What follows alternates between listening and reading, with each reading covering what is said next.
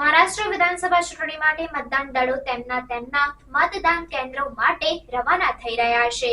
મહારાષ્ટ્ર વિધાનસભા ચૂંટણી માટે 20 નવેમ્બરના રોજ મતદાન થવાનું છે.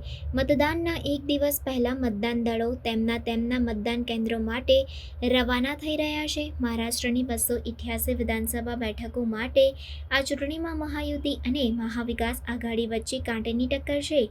મહાયુતિમાં ભાજપ, શિવસેના એટલે કે શિંદે ગ્રુપ અને એનસીપી એટલે કે અજીત પવારનો સમાવેશ થાય છે, જ્યારે મહાવિકાસ આઘાડીમાં કોંગ્રેસ, શિવસેના એટલે કે યુબીટી અને એનસીપી એટલે કે શરદ પવારનો સમાવેશ થાય છે. ચૂંટણીના એક દિવસ પહેલા રાજ્યના વિવિધ વિસ્તારોમાં મતદાન દળો તેમના મતદાન કેન્દ્રો પર પહોંચવા માટે તૈયાર છે.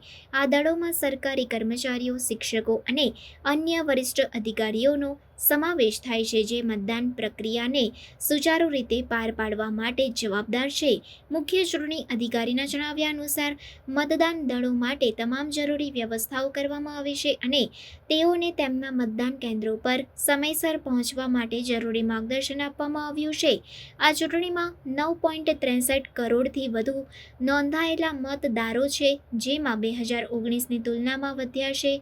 આ વખતે 1,186 મતદાન કેન્દ્રો પર મતદાન થશે, જે 2019માં 96,654 મતદાન કેન્દ્રો હતા. મતદાન દળો તેમના મતદાન કેન્દ્ર પર પહોંચ્યા પછી તેઓ મતદાન મશીનો અને અન્ય જરૂરી સામગ્રીની ચકાસણી કરશે. મતદાનના દિવસે તેઓ મતદારોને માર્ગદર્શન આપશે અને મતદાન પ્રક્રિયાને સુનિશ્ચિત કરશે. મુખ્ય ચૂંટણી અધિકારીએ વધુમાં જણાવ્યું કે મતદાન દળો માટે સુરક્ષા વ્યવસ્થાઓ પણ કરવામાં આવી છે અને પોલીસ દળો પણ તૈનાત કરવામાં આવ્યા છે. આ રીતે મહારાષ્ટ્ર વિધાનસભા ચૂંટણી માટે 20 નવેમ્બરના રોજ થનારા મતદાન માટે તમામ તૈયારીઓ પૂર્ણ થઈ ગઈ છે અને મતદાન દળો તેમના મતદાન કેન્દ્રો માટે રવાના થઈ રહ્યા છે. આ ચૂંટણીમાં મતદારોની ભાગીદારી અને મતદાન પ્રક્રિયાની સુચારુતા માટે તમામ જરૂરી વ્યવસ્થાઓ કરવામાં આવી છે.